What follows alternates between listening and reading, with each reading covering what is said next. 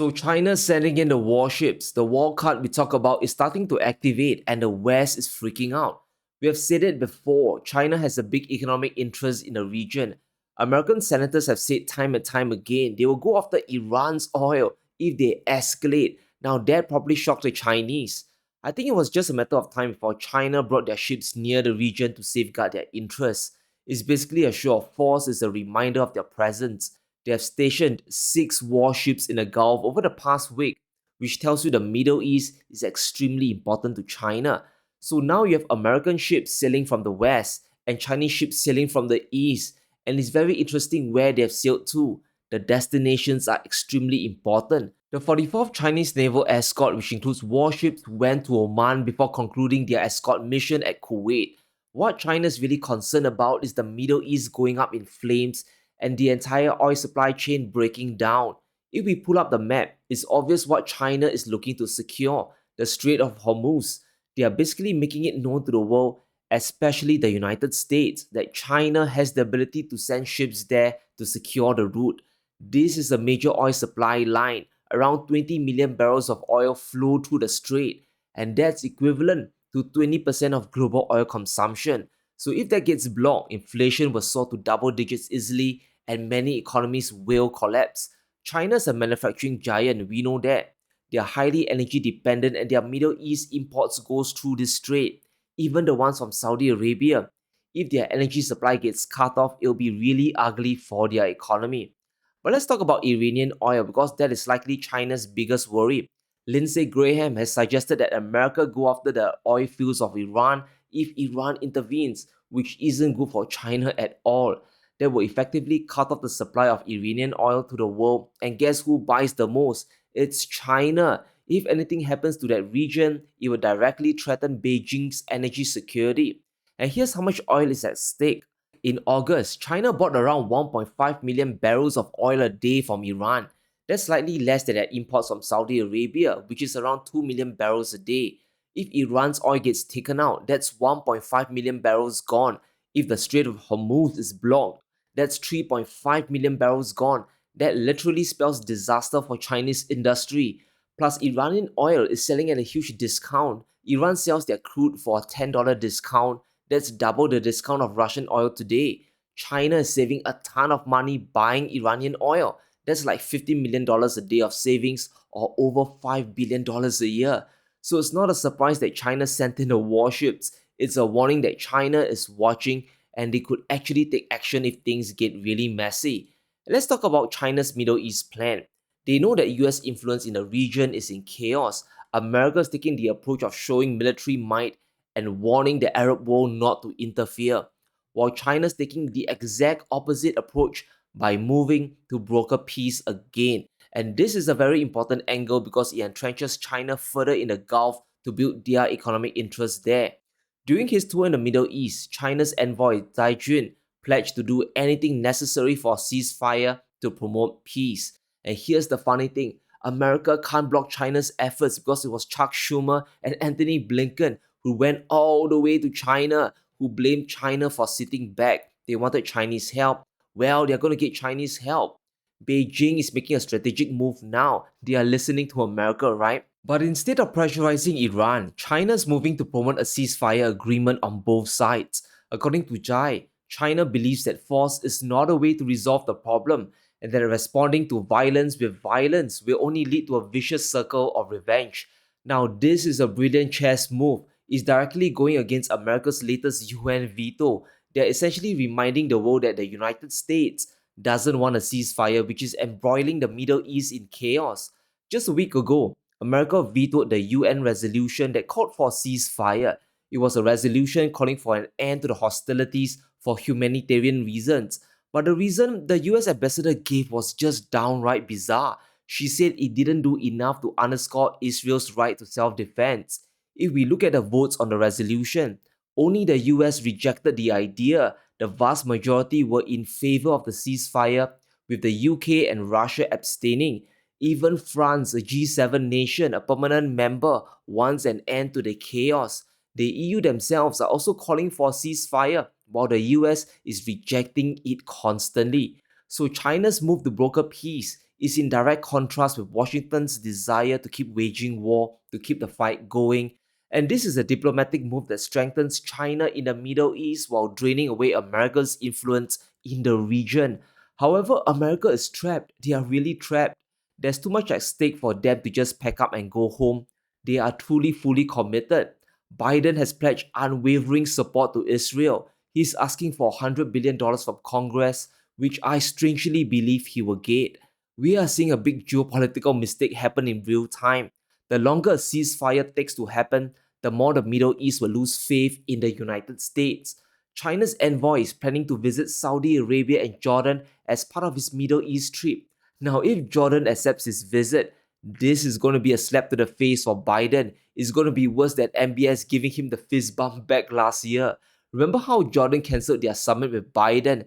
That was the day where everyone knew that the Arab world wasn't happy with the US. Now, if Jordan takes the meeting with China, that will confirm things and Beijing will score a big win in the region. And that's why the United States is doing a lot to curb China's growth. There's a reason why they slapped tax sanctions on China. It's all about halting their progress. But as we have seen from the creation of China's 7 nanometer chips, the sanctions are not working. The moment the Huawei phone was released, Washington got the shock of their lives. And what America has done is to isolate itself in the Middle East from the rest of the Arab nations, especially with that ceasefire veto. But it gets wilder. Russia is now working with China to work out a solution to sidestep the United States. On a trip to Qatar, China met up with Russia. They are working together for a two-state solution to the crisis. According to the Russians, there's a close coordination of efforts in the interest of a political settlement of this and other crises in the Middle East and North Africa region. Now, this is a big move because it frames them as peace brokers, while America is literally seen as Israel's biggest cheerleader and financial supporter. And this makes it actually tougher for the US to stomach any peace deal with China or Russia, especially if they are working together. So pride is going to trap the US further in this mud, in this quagmire.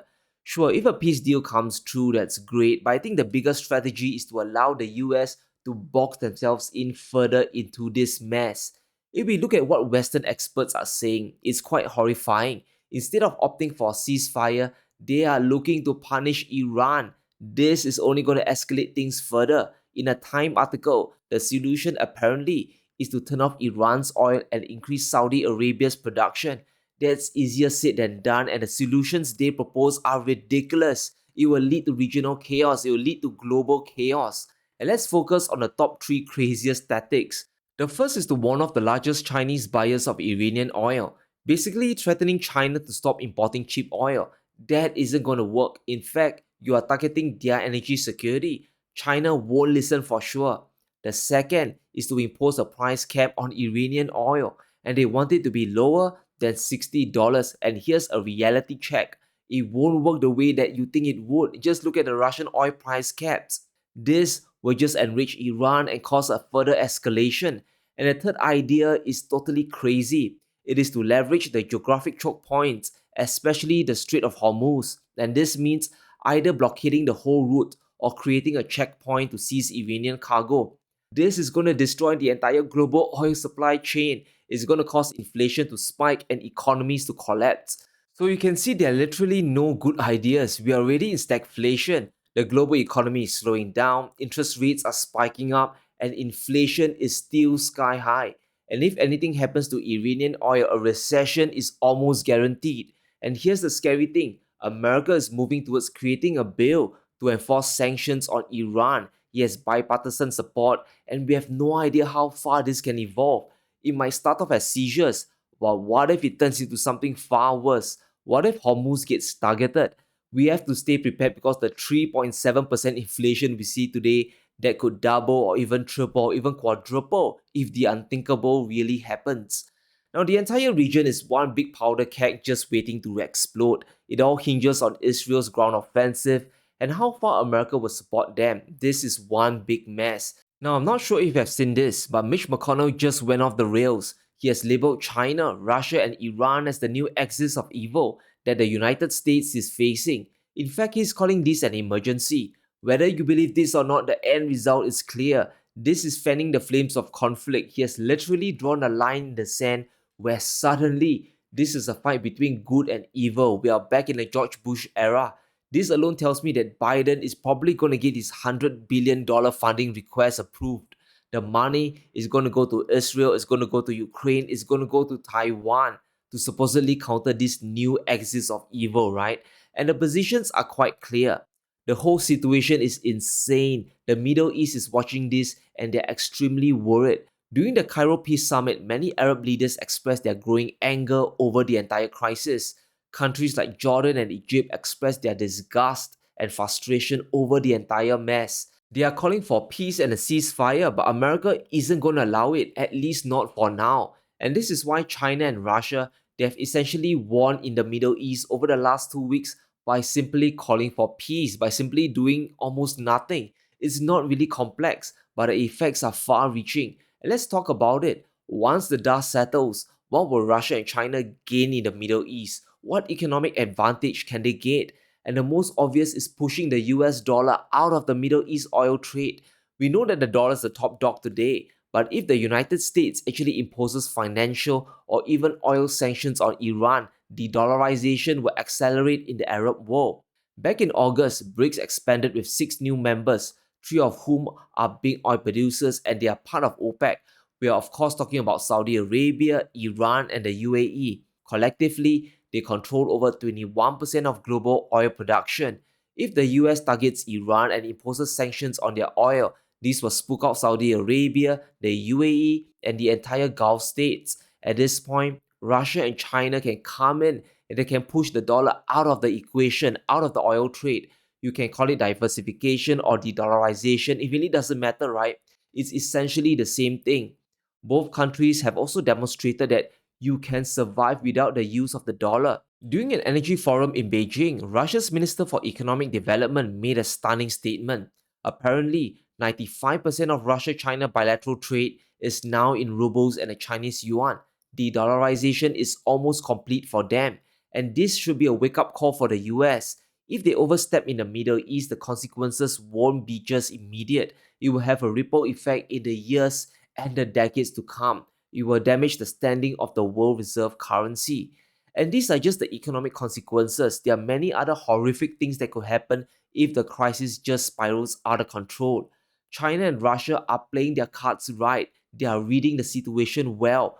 Putin and Xi are literally doing the exact opposite of the United States. Now, I pray and hope that America moves towards peace, but chances are slim to none, and Slim just left the building. And I want to read a statement from President Biden that tells me America will struggle all the way to the bitter end. They will fight to stay on top.